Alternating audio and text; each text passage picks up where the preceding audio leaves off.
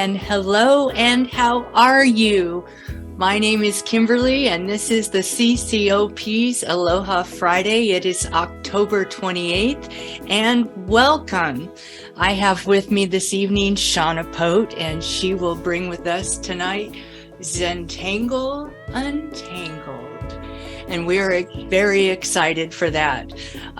Tonight's very special because tonight is our last event of the year. Now, I know it's only October, but I tell you folks, November is Thanksgiving and then December is Christmas. And so we're very excited. So we're not having our short speaker this evening. We're going to have a full experiential workshop tonight. So I'm very excited for that. And I know that you are all excited about that. I want to tell you a little bit about Shana. She is my colleague and dear friend. She lives near Pennsylvania, near Philadelphia, Pennsylvania. She's a doctoral student at Fielding Graduate University. She studies creativity at the individual, team, and organizational levels. As an executive coach, she uses the Zentangle method to teach life lessons in meaning making. In her spare time, she serves as an Angora rabbit foster home, where she frequently adopts her fosters and turns their shedded fur into the softest Angora yarns for yet another passion, knitting. And I know from personal experience that these foster rabbits do become more than just fosters. They become part of her family. And that's an interesting story and interview in itself. That maybe we'll do another time. But this Zentangle is so interesting. I'm so glad you decided to come on and talk about it. Thank you so much. Sure. Tonight's going to be in 3 parts. The first is going to be a very quick presentation. And since we're such a small group, Astrid, you do not need to be on mute. You can unmute and ask questions as we go. And then we're going to play. We're actually going to do some Zentangle. And I'll tell you about some of the structure drawings that we're using in the process. And then I'll do a little show and tell at the end and show you some of the other styles of Zentangle tiles that we can make. Welcome, Jim and Paola. I hope I'm pronouncing that correctly. That sounds fantastic. Yeah. Okay, so first I'm going to share my screen. There we go. And slideshow. Can everybody see the slideshow? Yes. Mm-hmm. Awesome. All right, here we go. So this session for Aloha Friday is titled Zentangle Untangled. Anything's possible, one stroke at a time. That is actually the official Zentangle headquarters tagline, which I think is a great metaphor. We'll talk a bit about this for life itself. So we're going to start with a quick introduction as to who I am.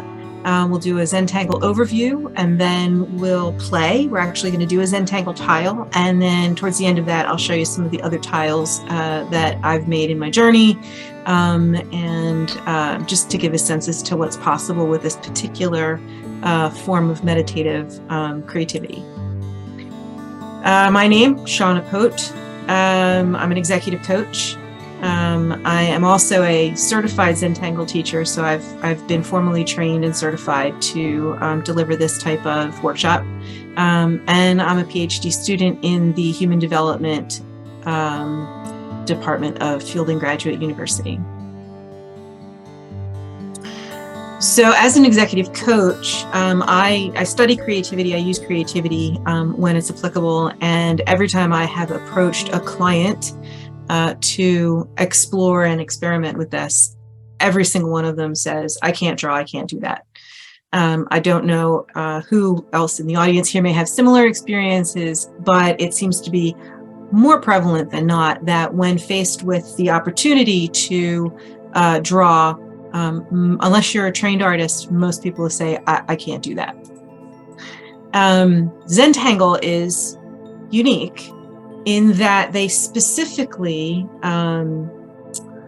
highlight that there are no mistakes in Zentangle. They don't use erasers. It's all done with a pen, except for some initial framing with a pencil. Mistakes are an opportunity to do something new, something creative, something surprising. So a Zentangle tile is meant to be a surprise. It's something that you make these small, minuscule strokes, and the tile itself and the beauty of it unfolds as you create it. I loved this quote here by J.M.W. Turner. It's only when we're no longer fearful that we begin to create. And so the point of Zentangle is to remove that fear so that individuals who are undertaking this particular form of creativity can, in fact, lose themselves in the creative opportunities. There are two aspects to Zentangle. One is the practice. This is where the certification comes into play in all of the classes. It is headquartered and overseen by Zentangle.com. These are their own quotes from their website, Zentangle Method. This is our elevator pitch. The Zentangle Method is an easy to learn, relaxing, and fun way to create beautiful images by drawing structured patterns. They also highlight that one of the creators, Rick Thomas, he used to be a Buddhist monk. And so this is where the Zen portion of Zentangle, the name comes from. He and his wife, Maria, created Zentangle back in 2004. And their perception is that life is an art form. Every person is an artist. And the Zentangle Method serves as a metaphor and a model for inspiring deliberate artistry in life. Since that origination in 2004, there's been applications of research, and here are an example of 4 of the recent experiments done with Zentangle. So you can see that they've studied well-being, phenomenological experience, positive effect, and reduction of anxiety. Kim, are we going to share these slides afterwards? We absolutely can. There will be a posting of this video on the Basecamp website. Okay. And I will post these slides next to it. Yeah, because these are live links that go right out to these particular studies for anyone who's interested in seeing the research. So what are the Zentangle benefits? As I mentioned before, one of the key aspects to Zentangle is to remove those blocks to creative flow, like self-criticism, fear of failure, frustration with not having artistic training, a lack of inspiration, or doubts about what to do or what to do next.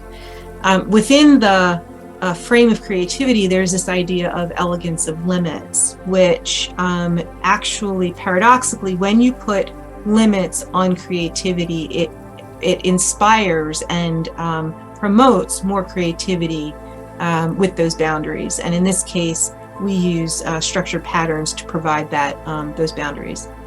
It's applicable for people of all ages, skills, interests, and cultures. It is non-representational, so it's an abstract art form that's unplanned. So you don't focus on the total outcome of the piece. You only focus on the next stroke, and you don't worry about the result. The result just happens like magic.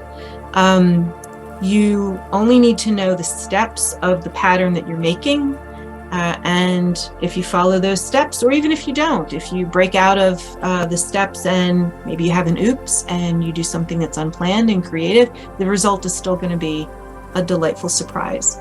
In the end, this practice leads to increased focus, so you can practice your ability to focus on a task for lengthy periods of time by using this particular practice. It also helps open up creativity.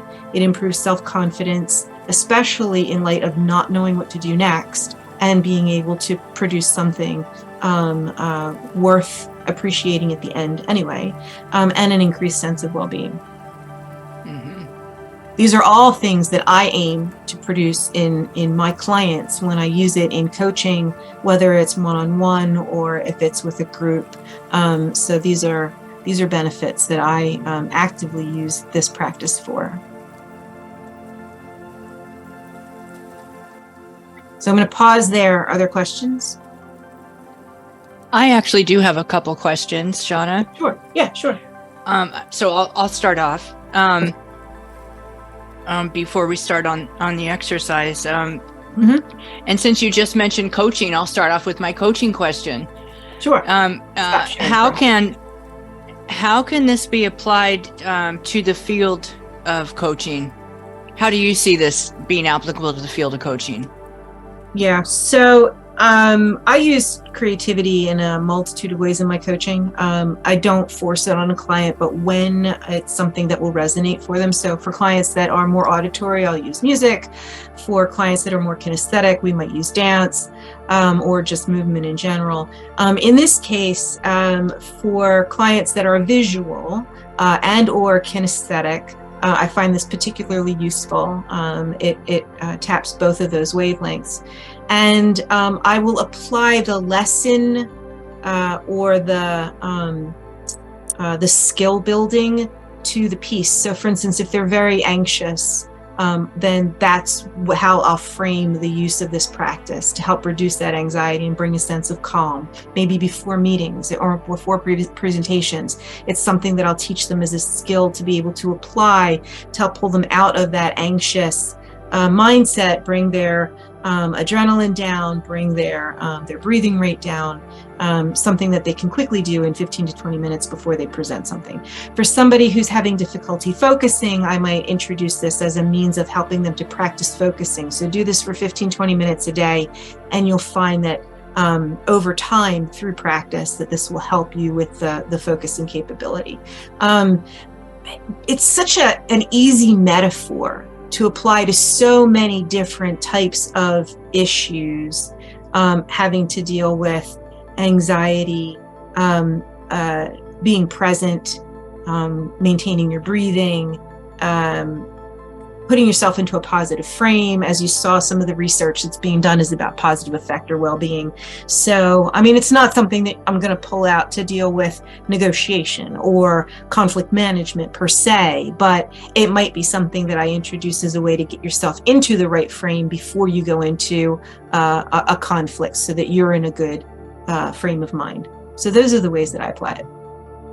Thank you. Other questions? How did you come across the concept of Zentangle? So I was going through a particularly difficult time. My family had a trauma. It was a house fire. We lost everything. And I was in a very difficult place myself. I'd always liked to draw and doodle. And most of my other art forms, like I'm a fiber artist, I work with rabbits, I knit, but they're not something that if I found myself in a situation where I really just needed to put myself in a positive frame of mind, they're not something that I can easily pull out. I was looking for something that I could do that was easily accessible. And Zentangle is easily accessible. You just need a piece of paper. It could be a napkin, right, at the diner. Easily accessible. You need something to write on and something to write with, and that's it. So as I was looking for doodling, I came across Zentangle and just fell in love with it because it's so structured. You really literally just focus on the next stroke.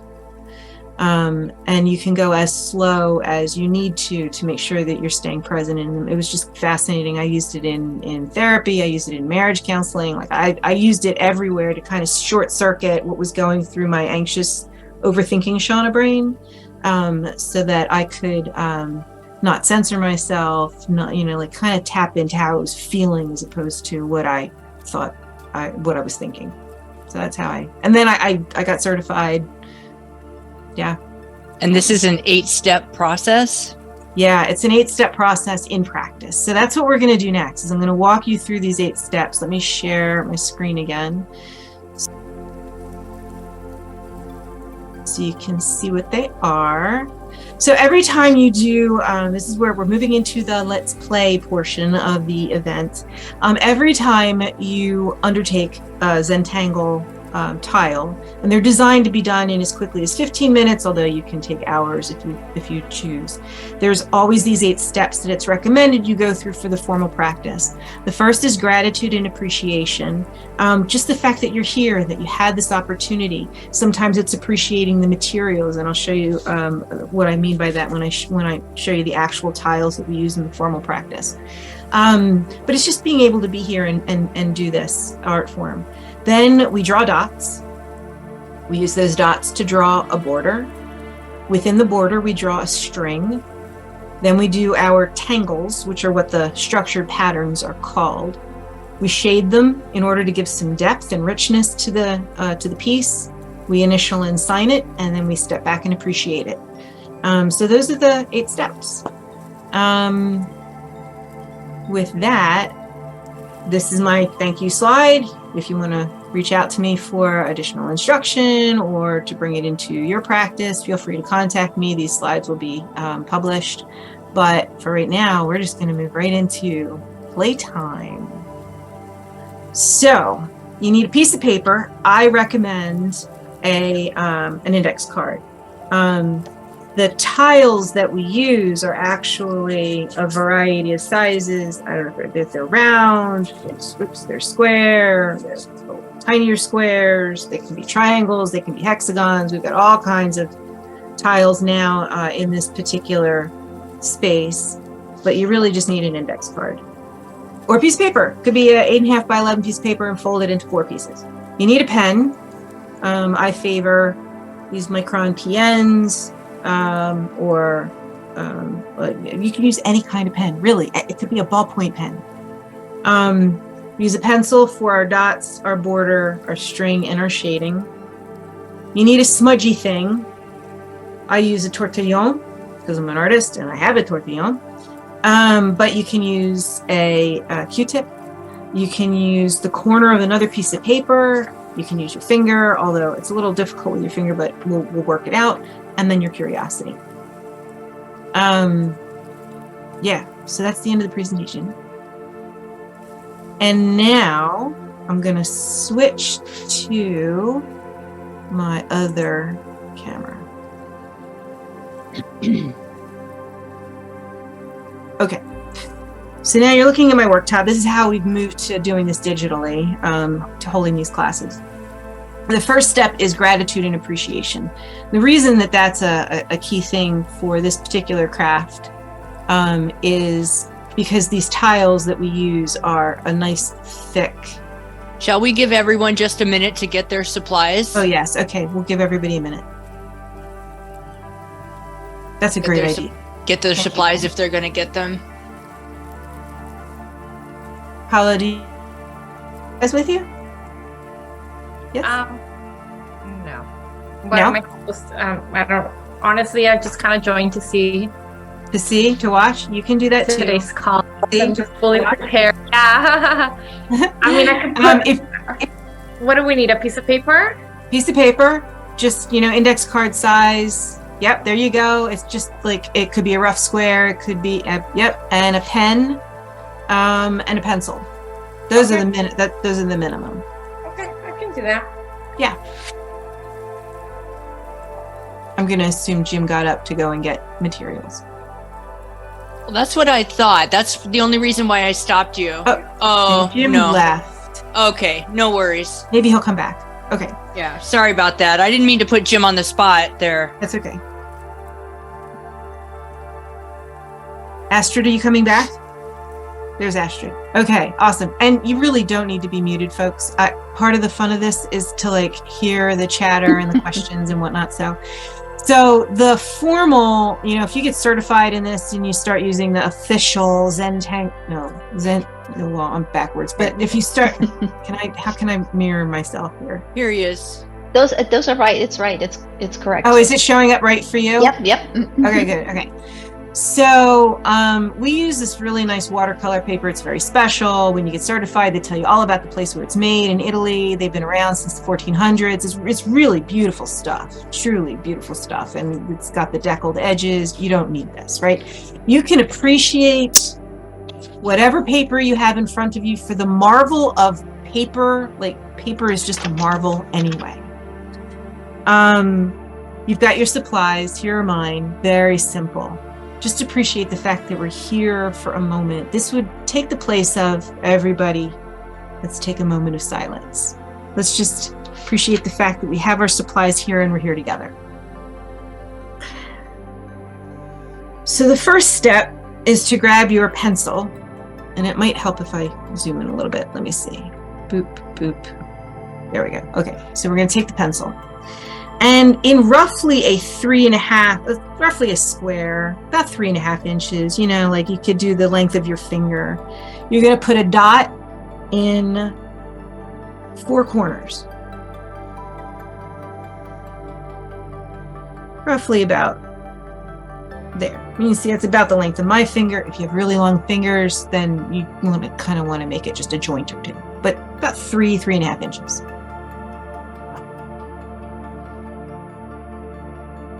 So then once you have your dots, you're going to connect them very lightly, right? This is a ghost of a line, and it doesn't have to be straight. You said there was no erasing. No erasing. I already erased. No erasing. It's just, you know, like a little swoop.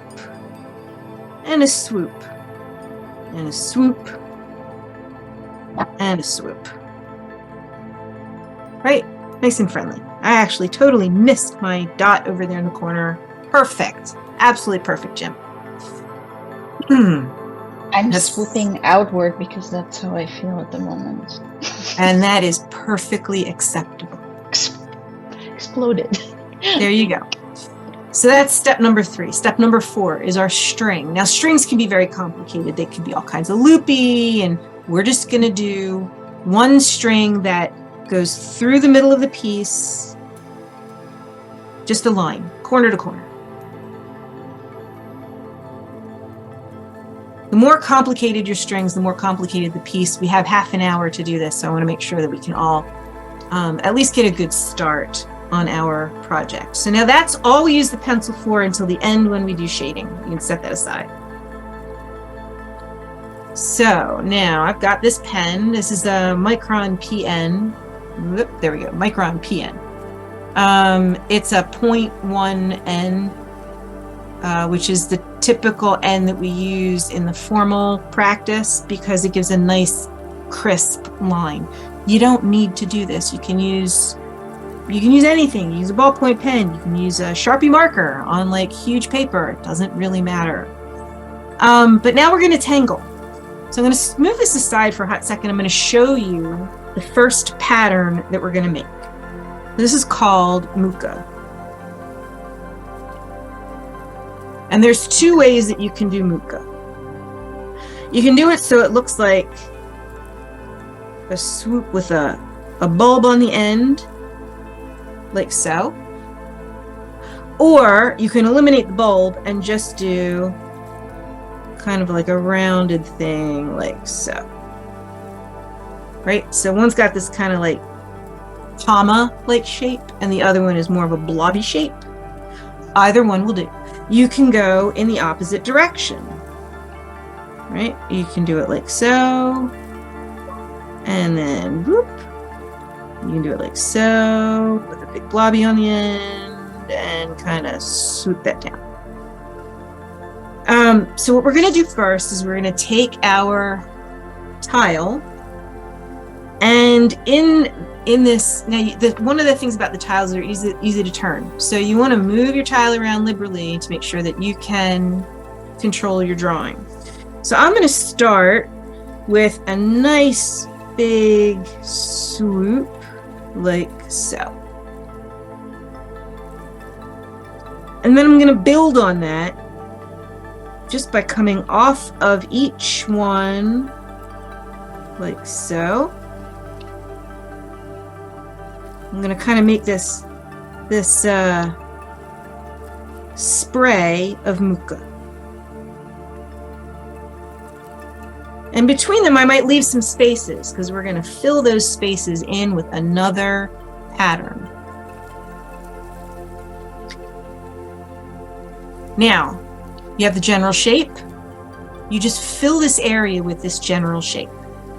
So I could, for instance, spring off of this side and make that little comma style muka. Wherever you want to put them, you're going to get creative. I can cross them.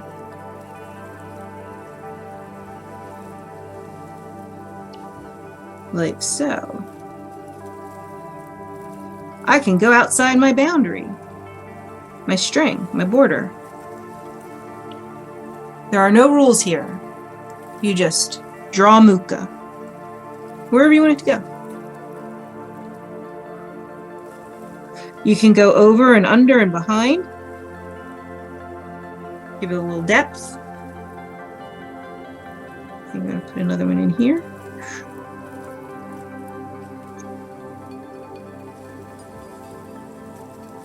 And I'm going to put one over here.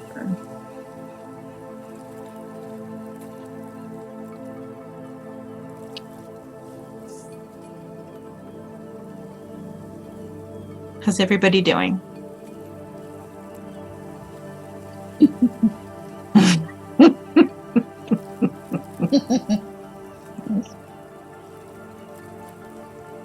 I'm afraid to draw in this square. Oh, Kim, put the pen down and draw.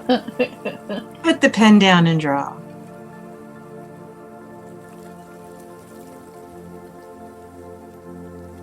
You can go over lines you don't have to stick to, like you can see here, where I actually went over my string, went right over it. It's pencil, so it'll fade away as we finish the tile. Whereas here I stuck to my string.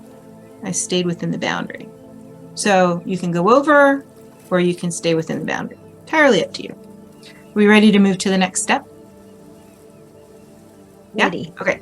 So the next pattern that we're going to do is, there's two ways that you can do this. They're called orbs, but when you do orbs in a pattern, this one where they're kind of strung together is called quipple.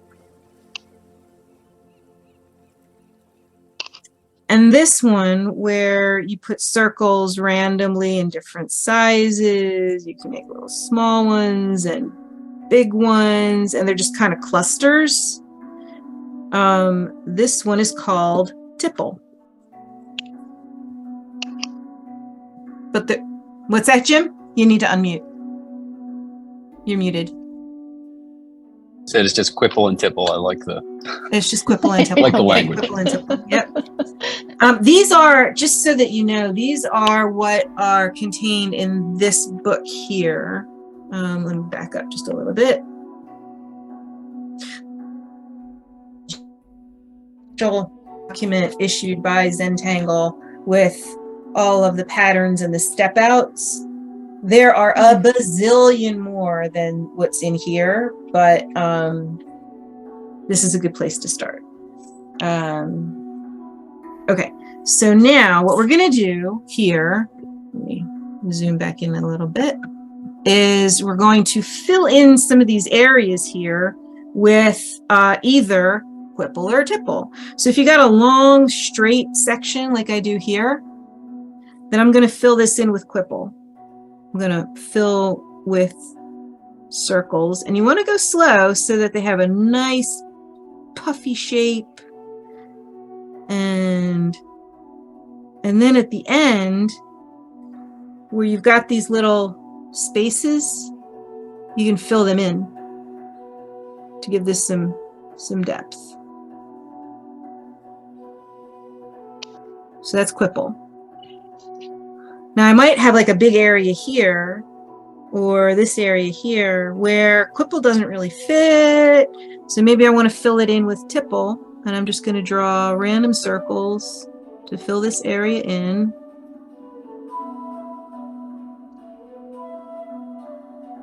little, make it smaller and smaller. And then you do the same thing. Fill in the spaces with your black pen to help define those circles.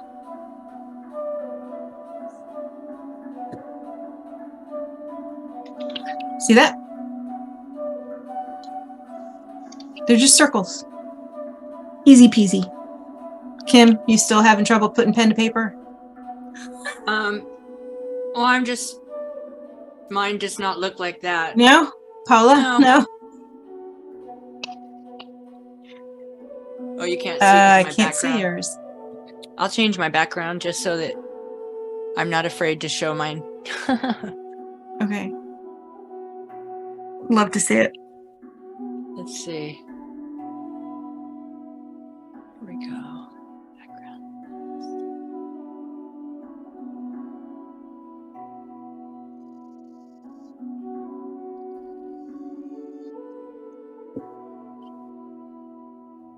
There we go. Oh, there you go. Nice. Okay.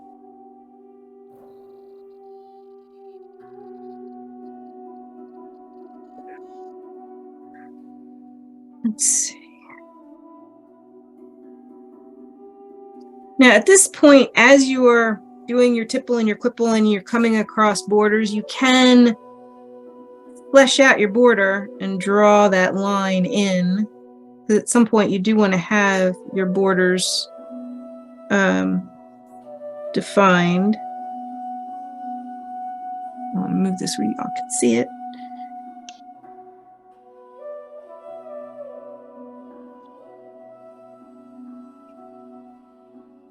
I'm just going to make little tiny warps in here. Nice big one here. And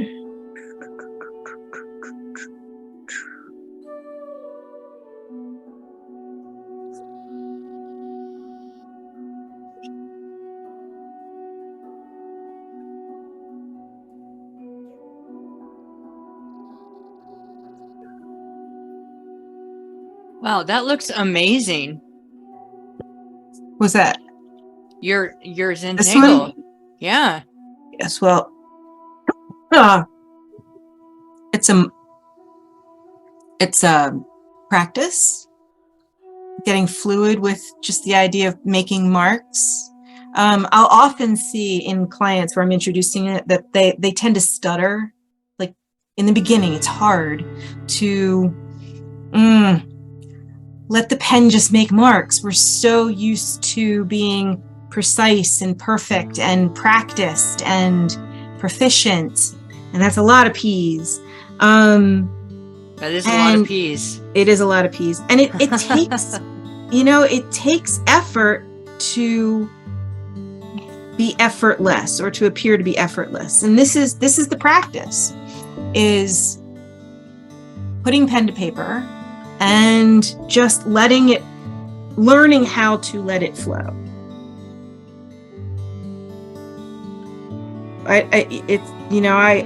Mine looked much more like yours, Kim, when I first started. I believe you. I was quite tense. I would choke up on my pen and I would hold it really hard and I had a hard time letting go, which was why I sought this practice out to begin with.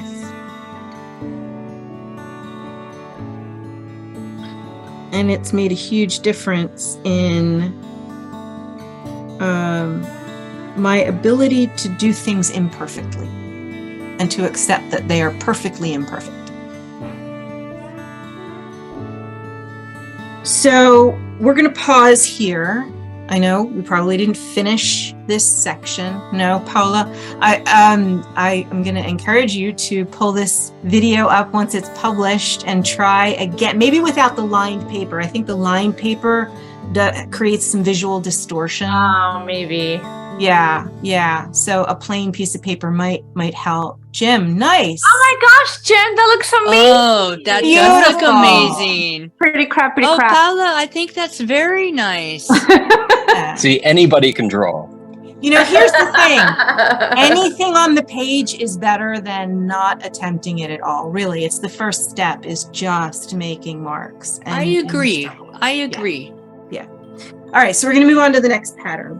Okay. So the next pattern, which, the other thing too, is that some people favor, like Mukha, is a very fluid, this is a very fluid looking form. Some folks have preferences and they don't like these natural looking forms. They prefer grids. So I'm going to show you a grid. And this one, I'm just going to do a small grid here so and I'll do one pattern so you can see it. We're going to make a grid pattern like this and a square that we will eventually fill in. I'm just going to roughly fill it in so you see it. And then, I hope you can see what I'm doing here. Yeah. And then you echo, or aura, which is what it's called in Zentangle, your square like so.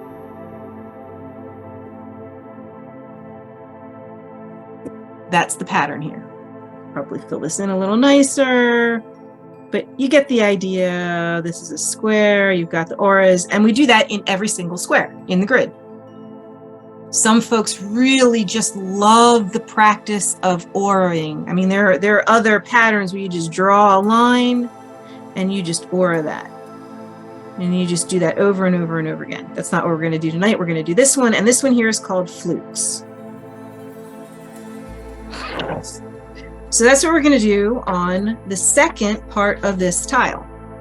And you can turn it any direction you want, but basically what we're going to do is we're going to mirror one border, but we're going to draw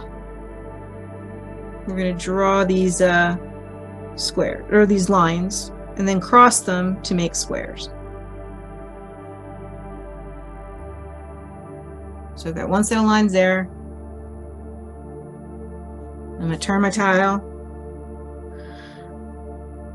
fill in this other border, and then I'm going to draw more lines to turn these all into squares.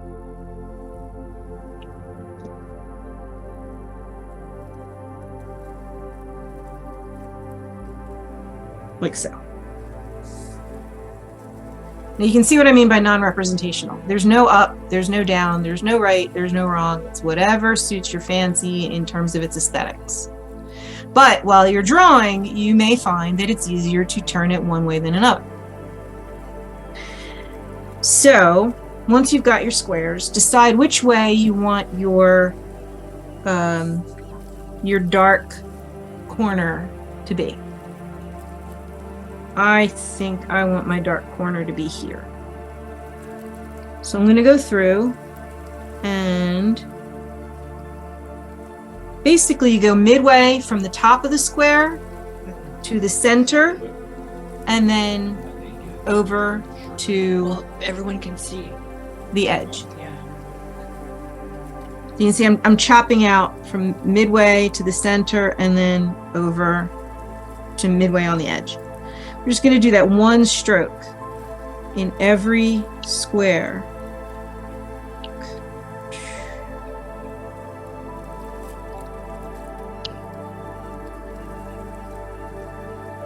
This is where the repetition really takes you out of your head.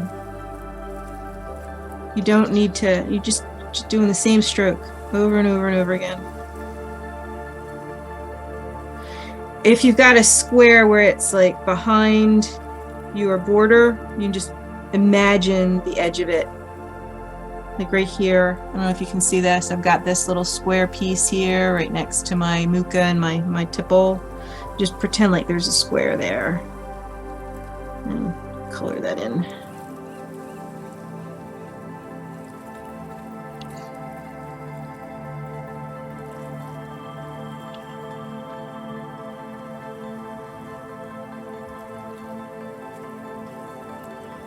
That's the first step.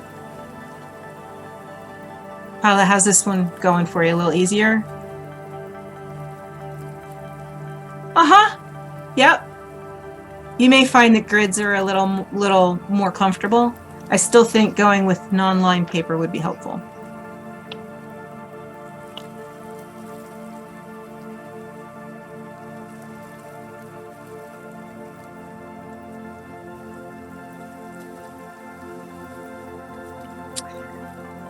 Has everybody moved on to making your auras, or is everybody still just doing the squares? Yeah, we're moving on to auras now. Okay, so for the aura, you don't need to color in your upper square just yet. Let's do the auras. You're just going to, within each box, draw, it's like a halo. You can see here, you're going to draw lines just in that one box that mirror the outside of your big, what will eventually be blacked in. And then do that for the next one. You're going to aura these lines here, like so. If you go fast, they will look loose, which is fine. If you go slow, they will look crisp. You can do just a couple of auras. So I have older clients, much older clients, where their hands have a bit of a shake. And I'll recommend to them that they just do 2 auras because they can control the pen to do that better. I have other clients that are very, you get to know your clients and they're very particular, they're very precise, they really appreciate the precision. And so I'll usually recommend that they do more lines because more lines takes more concentration. It helps to move them out of their head and into their body, into the precise work that they're doing. Into flow. Into flow. Thank you, Kim.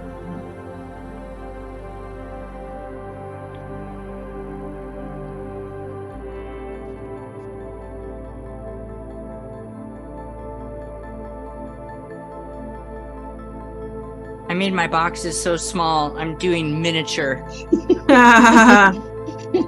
Well, you are a miniaturist, so Yes, I'm I am. not But I'm surprised. cracking up. Like, why did I do these so small?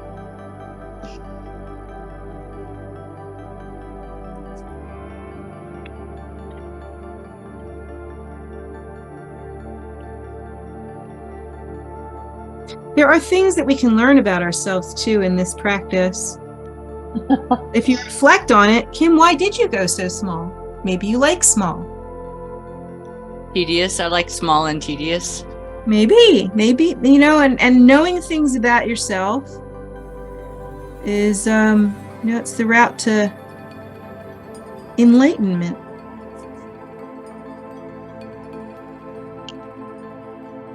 So, okay, I only have a couple more of these to go. We're going to color in some, not all of these big squares, not because we don't want to color them in, because we don't have the time on this call to do all of them. And I do want to show you some shading techniques. So pick a row, pick some randoms. You want to color in these upper boxes, these big corner boxes that we created. And try and do a few that are in proximity to one another, because when we shade it, you'll see how it gives it a third dimension type look to it. Now for work like this, sometimes it's helpful to have a bigger nib. So I have, you could use a Sharpie marker. I have this 0.8. I actually do have a Sharpie marker here somewhere, I think. Sharpie? No, that's a very fine Sharpie. That's not going to be helpful. But I do have this 0.8 that I use for fill-ins, which can make it go a little quicker. So if this is something that you decide to take up as a practice, or that you want to work with your clients on, having a range of supplies so that it further reduces the friction of actually making these pieces, I think it's a good idea. The tool of choice for Zentangle is the micron. It comes in a range of sizes. Ow. Sorry, my rabbit is biting me. I'm not, ow! He's quite literally an ankle biter. I'm not giving him enough attention. While you guys color in your squares, I'm gonna convince him that he really doesn't want to bite. Oh, come here, you can see my bunny. No, actually you can't see my bunny. Here, I'll show you my bunny real quick. There you go. There's my... So cute. Oh, look, he's kissing me. He's kissing Fluffy. me. Oh. Thank you. Thank you. You can't bite me. Mom's working. Okay. Let's switch back to another camera. Okay. So now that we've got some of these colored in, we're going to take another pause. You can come back and finish this later. I want to show you all the techniques so that you can complete your tile on your own time. We're going to shade, and that's where we use our pencil again. Now you'll note I use a really short pencil, and there's a purpose for this because it fits right here in my palm, and I have a lot of good control over where I'm putting the graphite for shading. Just a tip. That this is one of the tricks that I learned through Zentangle is using these really small pieces. So we're going to go back to our muka for a moment, and wherever you have one leaf overlapping another, you want to lay some graphite down, very light. You know, you're not grinding it in. It's very light to give it a bit of depth. You can also do this on top of your tipple or quipple to give it some shade as though the leaf is blocking the light. Let me see if I can bring that in a little more. So the leaf is blocking the light from getting to your tipple or your quipple.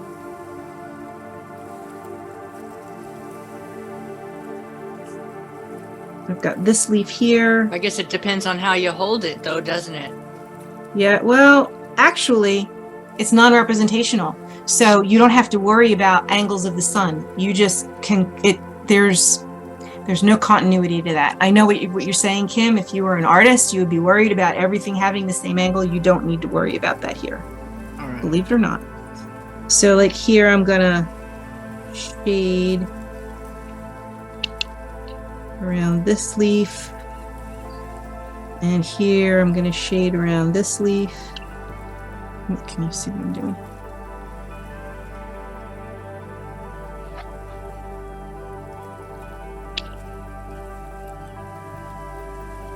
And then I'm going to put some shade down here on my quipple.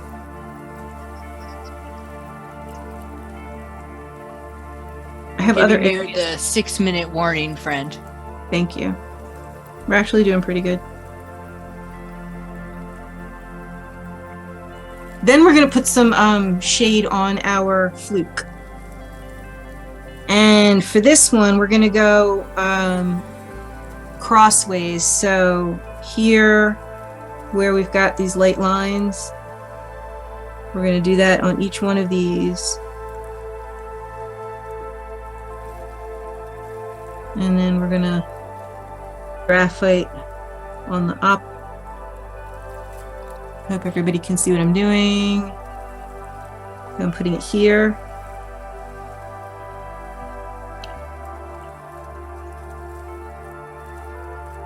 Now, I've never been particularly good at shading. I got better at it as a result of this practice. But I'm still not the best. There are people who are much better than I am at shading. It's okay. It all works out. You don't have to be good at it. You just have to be curious, courageous. There you go. So you can already see that there's some depth created by that graphite. What I'm going to do next is I'm going to take my little tortillon pen and my tortillon thingy thing. You can, for instance, fold a piece of paper and create your own tortillon. You just need something that you can get in on the corners and rub your graphite. So here I've got a makeshift tortillon, and I'm just going to rub it where I've put the graphite. And again, if you put the graphite down lightly, it should spread. And you'll see it on the end of whatever it is that you're using. Yep. Sweaty fingers work. Fingers work. Yep, fingers work. Sweaty fingers particularly. Fingers do work. Now there's all kinds of techniques for using, for spreading your graphite. Some people like to go from the dark side and push it away. Others like to go from the light side and pull it towards. It doesn't really matter as long as you're just spreading it around. I like to do circles. I make circles with it. I believe a counterclockwise half turn. There you go. You know I'm kidding, right? I know you are. And the further you draw it in, the lighter it'll get. So this is how you can create your different values and if you're an artist. Like one of my kids is an artist, and he's like, oh, values and registers and tones and sure. Thank you. So helpful. So let me remind you that everyone can find this recording on the Basecamp CCOP website. If you are not a member, I'm assuming that everyone's a member, and that's how you found us here today. So yay. Thank you so much for showing up and participating. This was great fun. This will be our last CCOP Basecamp Aloha Friday of the year. So make sure to stay tuned for next year. January will be a action-packed and wonderful session. I'm not sure exactly who will be presenting then, but it will be fantastic. I'm sure I have several people lined up. So it'll be wonderful. Next year will be wonderful. And I hope everyone has a fantastic holiday. There we go. Awesome. Thank you. So do we want to do a quick mosaic? Kim, everybody? Oh, Jim, you're natural. Look at you. Look at you. Wow. And look, wow. All right. So how do I want to do a screenshot. Look at everyone. Those are so Kim, good. you need to hold yours up too. You got to put us in gallery view. Oh, are we in okay. Oh, wait, what happened? I just Take off the screen share and wait. put us in gallery view. Take off the not screen sharing. Everybody's in gallery view. Everybody hold up their things. Hold up your things. All right. Wait, Jim, in frame. Oh, Reed's here. There's Reed. Yeah. Let me see if I do full screen snip. I think I got everybody. Woohoo! Awesome. Thank you so much. We'll post So fun. we'll post that with Thank the you. That was slides. incredibly relaxing. Yeah, That was yeah. fun. That It was really amazing. fun. Awesome. Do you want to take just a minute and show everyone those completed Oh, tiles yeah, that yeah, you yeah. have? Yeah, Those were okay. so amazing. So I'll show. I was going to do that. I totally forgot. So Thank let me you. flip.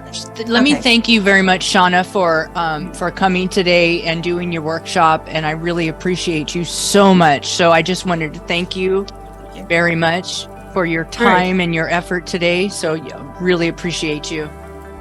So well, you know what? I'm gonna nice. flip. Let me Yeah. flip because my bottom camera is much better at this. Here we go. So patterns that I have used in classes or this is a shading. You can see different types of shading here. There's another one you might recognize. There's Oh, that's Quickball. pretty. Very cool. Yeah. It's like a snail and peacock all together. Yeah. Nice. And then we get even more. So this is a shading exercise where we're working on 3 dimensions. We have different color tiles. So this is a tan tile, and it also uses. You can see we've got brown pen, and the highlights are done with either white chalk or a white jelly roll pen. Nice. Shading exercise. This one is a reverse. It's done all with white. So there's white pen and there's no graphite. Well, the graphite is in the corners to darken it, create shade. You can use watercolor. Here's one that's in process. Here's another. This one is super easy. You just draw these triangular lines and segment them, and then just go at doing patterns. There are a few artists out there that are a bit more stylistic. Let me pull this back a little bit. There you go. All kinds of classes online, but I try and match which style I use with a client based on what I know about them and their likes, their preferences.